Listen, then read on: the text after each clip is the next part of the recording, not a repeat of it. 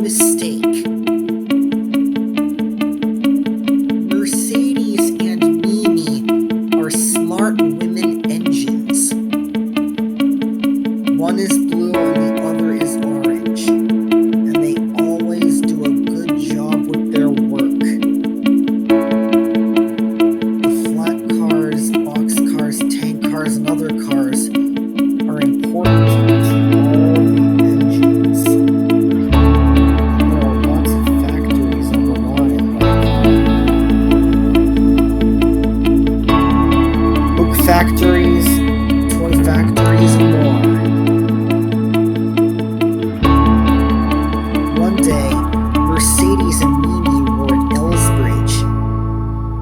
I'm excited to get some work done, said Mercedes. I am too, said Mimi, because Sir Topham Hatt likes us so much. He does, said Mercedes. We can pamper anything.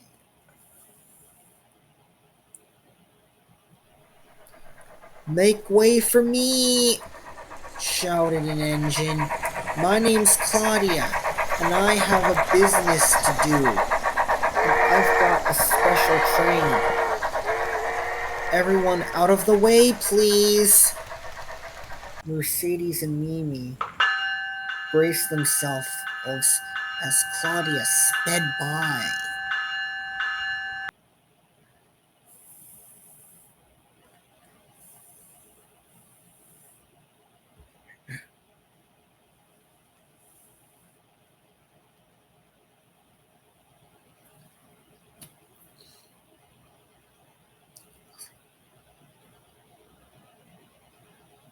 Who was that?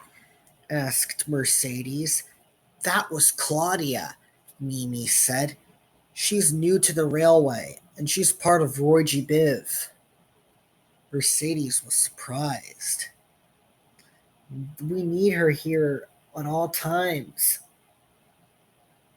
The next day, Sir Topham Hatt came to the yard.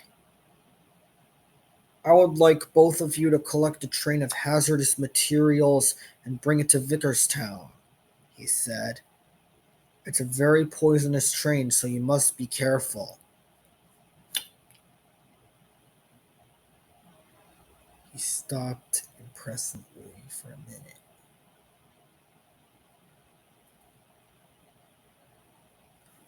Engines like us can pull freight cars as much as we often can, Mimi said. That's right, said Mercedes. Let's get the work done.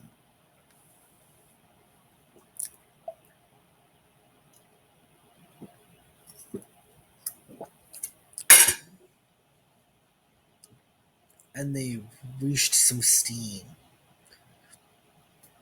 We have a special train to take to Vickerstown, Mercedes said. That's why we're collecting a train of hazardous materials today. Mercedes was excited. She had never pulled a train of toxic waste before.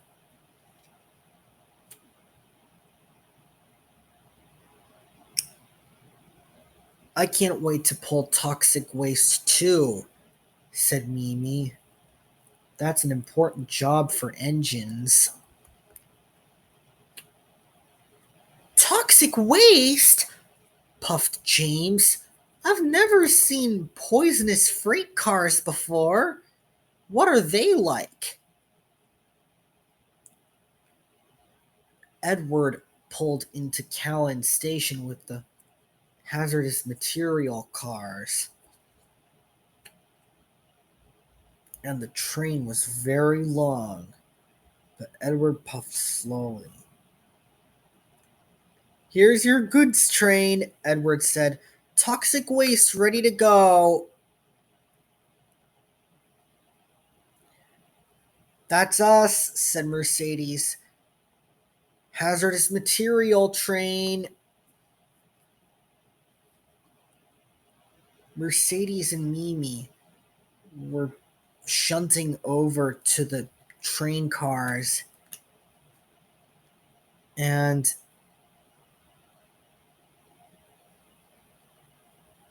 and they buffered up very carefully.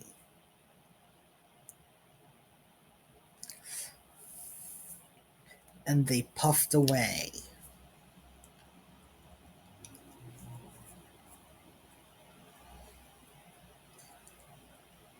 The train was very long, but both engines did their best.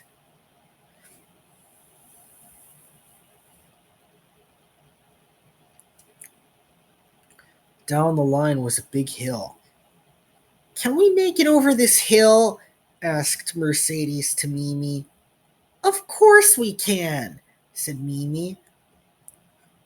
"Just hold your breath and carry on."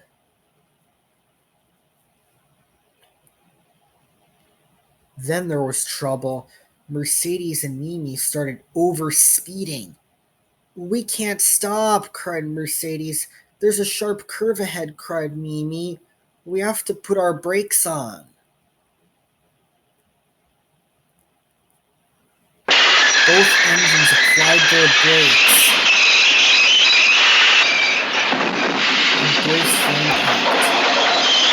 "Oh no, this is gonna hurt," cried Mimi. "Brace for impact, Mercedes." It was too late. "Oh no! Off the line!" cried Mercedes.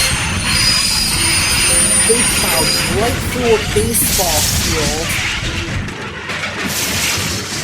through the fence, and straight into the high school.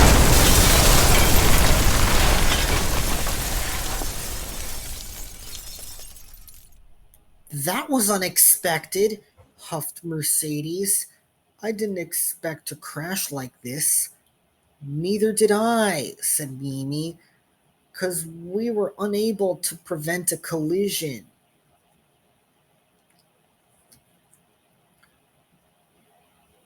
"We didn't collide with anything," said Mercedes. "We just derailed."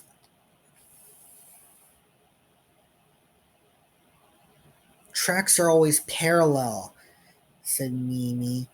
"That's why we must use ditch lamps to help the engines see better things." "That's right," said Mercedes, "because we have to focus on the tracks and not get distracted by special things."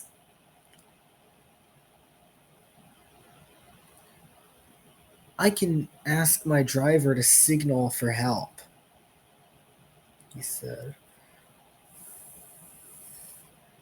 Mercedes and Mimi were trapped right in the cafeteria, and all the other cars had destroyed the library and the study hall rooms, and it was a complete mess. Thomas was confused about the mess. "That must be a bad mess," he said. Then he saw a brake van on the line ahead of him. "Who left that there?" asked Thomas. "It's not behind me, it's right in front of me." Just then, James was speeding along the line with his train of chicken pot pie.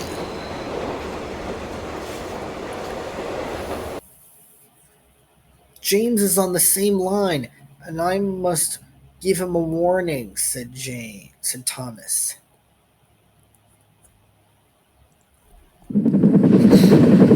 James was speeding along with the wind blowing across his phone.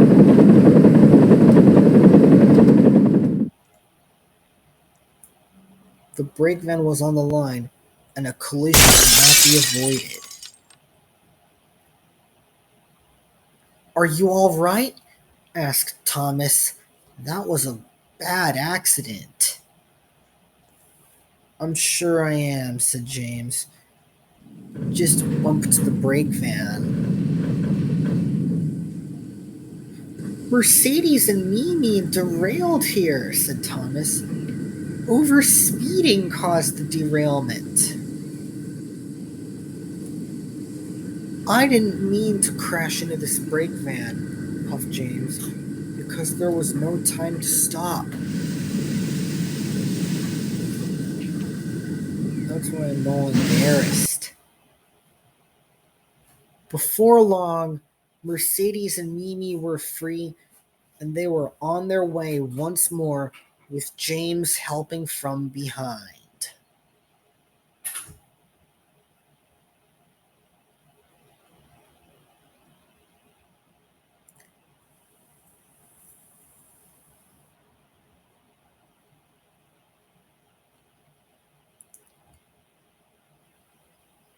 I was speeding along when I went through Elsbridge, Claudia said.